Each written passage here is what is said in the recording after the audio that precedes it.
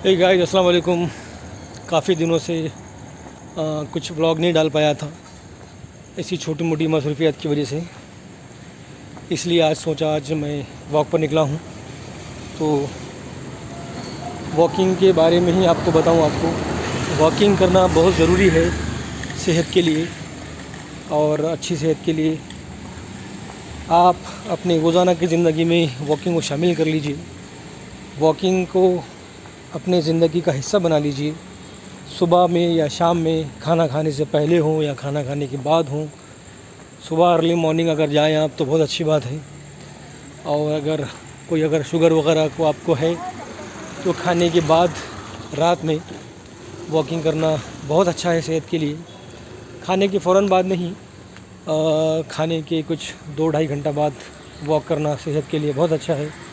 और ये शुगर को रोकती है, ये शुगर को, कोलेस्ट्रॉल को ये रोकती है। लिहाजा सभी से रिक्वेस्ट है, मेरा वीडियो जहाँ जहाँ पर भी जा रहा है, जो लोग इसको देख रहे हैं, इसको लाइक कीजिए, इसको शेयर कीजिए। और रोज़मर्रा की ज़िंदगी में अपनी लाइफ में वॉकिंग को शामिल कीजिए।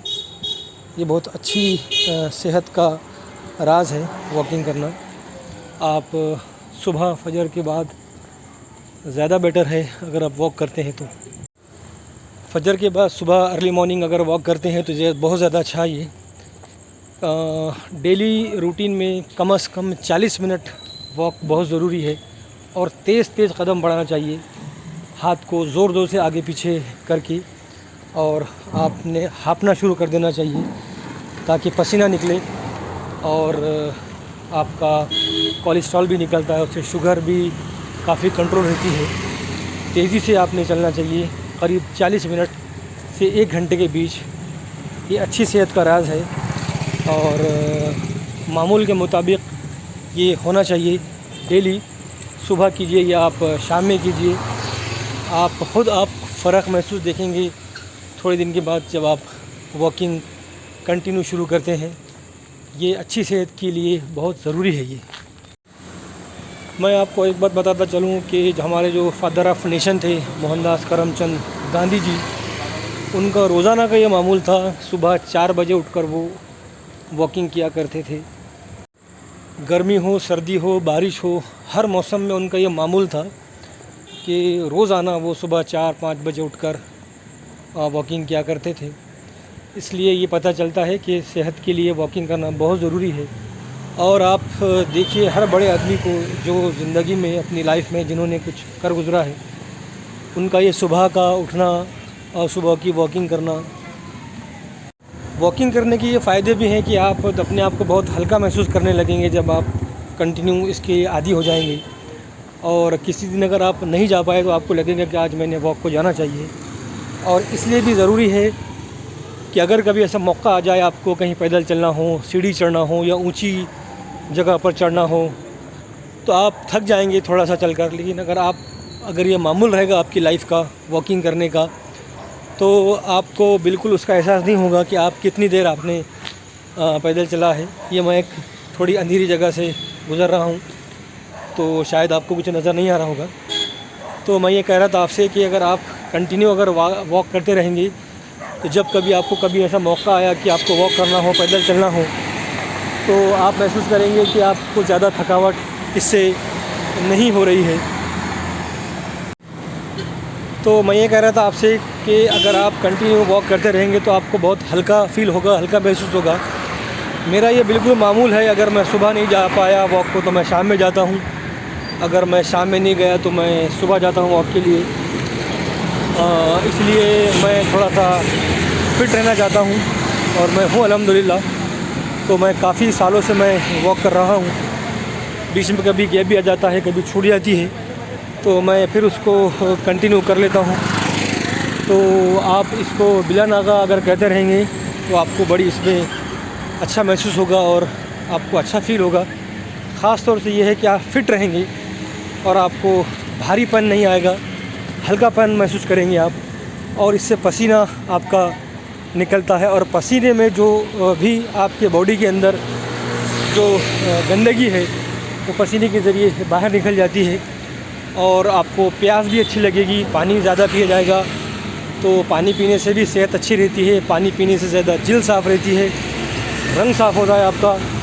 इसलिए ज़्यादा से ज़्यादा वॉक करने से आपकी सेहत अच्छी रहेगी और अपने आप को आप फिट महसूस करेंगे और अच्छा होगा। आपको देखकर दूसरे लोग भी आपसे इंस्पिरेशन लेंगे और वो भी इसी तरह का अपने आप को और अपने फैमिली को, अपने अतराफ़ दोस्तों को इसी तरह से इंस्पिरेशन मिलेगा और वो अपनी सेहत का ख्याल रखेंगे। लेकिन ये ख्याल रखिए कि वॉकिंग आप किसी ग्राउंड में या किसी गार्डन में ही करें। आप आजकल मैंने देखा हूँ कि लोग सड़क पर वॉकिंग करते हैं, जैसे इस वक्त मैं भी चल रहा हूँ लेकिन मैं फुटपाथ पर हूँ।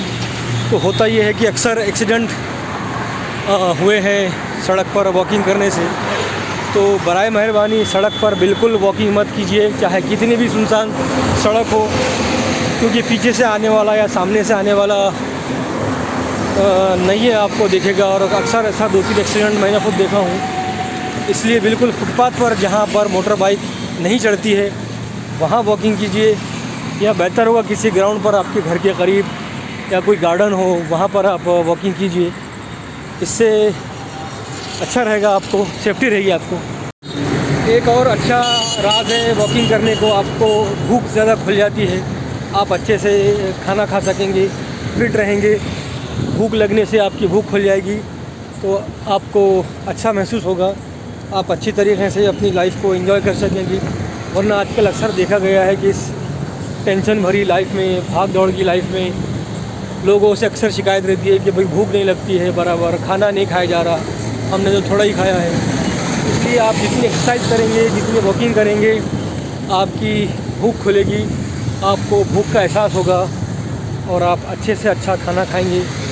तो लिहाजा मेरी रिक्वेस्ट है सभी से फिर कि इसको अपने ज़िंदगी में का मामूल बना लीजिए।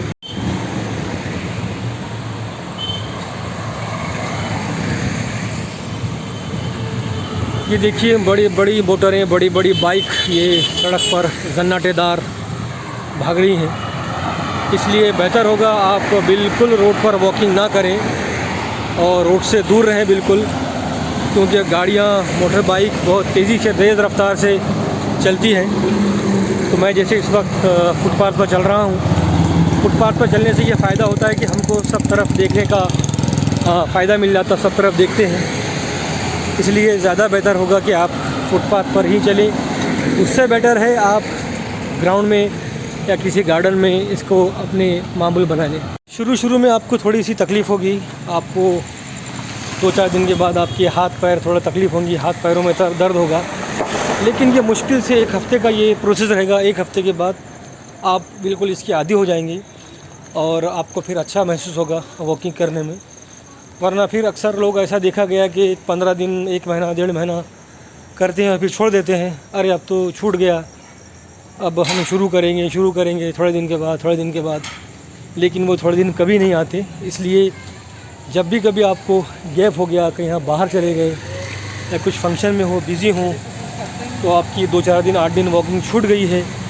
उसका तरीक़ा ये है कि जब आपको याद आए, जिस दिन आपको याद आए उसी दिन से आप उसको शुरू कर दें, ताकि अगर बीच में ब्रेक भी अगर आ गया तो वो कंटिन्यूएशन में हो जाएगा और आपकी आदत छूटेगी नहीं। और जो आपको जो प्रॉब्लम होगी फिर बाद में, हाथ दुख रहा है, कभी पैर दुख रहा है, अक्सर ऐसा पेन होता है वॉकिंग छूट जाने के बाद। अगर आप बहुत दिन के बाद अगर वॉक करते हैं तो ऐसा लगता है कि अब नहीं, अब थोड़ा गैप आ गया तो हम बाद में करते हैं वॉक इसको।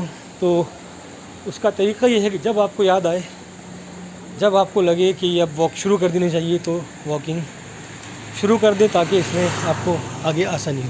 चलिए, मेरी काफ़ी वॉक हो गई, करीब आधा घंटा मैंने वॉक कर लिया हूँ। तो इंशाल्लाह नेक्स्ट व्लॉग में अब मुलाकात करते हैं। आपको मेरा ये व्लॉग पसंद आता है, इसको शेयर कीजिए, कमेंट कीजिए और सब्सक्राइब कीजिए। आपके कमेंट करने से, आपके सब्सक्राइब करने पे मुझको हौसला मिलता है और अच्छा लगता है कि कोई हमारे वीडियोस, हमारी चीज़ों को पसंद कर रहा है। इसलिए आपसे रिक्वेस्ट है, इसको शेयर कीजिए, फिर से कमेंट कीजिए और सब्सक्राइब कीजिए। Good bye, take care.